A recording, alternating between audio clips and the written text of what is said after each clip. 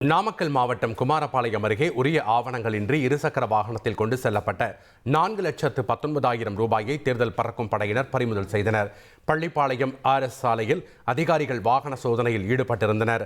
அப்போது அந்த வழியாக ஸ்கூட்டரில் வந்த முகமது யூசுப் என்பவரை நிறுத்தி சோதனையிட்டதில் ஆவணங்களின்றி பணம் கொண்டு சென்றது தெரிய வந்தது. நிலம் விற்ற பணத்தை திருமண செலவிற்காக கொண்டு செல்வதாக அவர் தெரிவித்த போதிலும் முறையான ஆவணங்கள் இல்லாததால் பணத்தை பறிமுதல் செய்த அதிகாரிகள் அதனை தேர்தல் அலுவலகத்தில் ஒப்படைத்தனர். ஈரோடு மாவட்டம் அந்தியூர் அருகே தேர்தல் பறக்கும் படையினர் நடத்திய வாகன சோதனையில் உரிய ஆவணங்களின்றி கொண்டுவரப்பட்ட 6,79,500 ரூபாய் ரொக்கம் பணம் பறிமுதல் செய்யப்பட்டது. தண்ணீர் பந்தல் பிரிவு பகுதியில் நடைபெற்ற சோதனையின் போது கர்நாடக மாநிலம் மாண்டியாவைச் சேர்ந்த சந்திரா என்பவர் ஈரோடு கால்நடை சந்தைக்கு மாடு வாங்க கொண்டு வந்த 2,50,000 ரூபாய் பறிமுதல் செய்யப்பட்டது. அதேபோல் மற்றொரு வாகனத்தில் வந்த நாகேஷ் என்பவரிடமிருந்து 4,29,500 ரூபாய் கண்டறியப்பட்டது.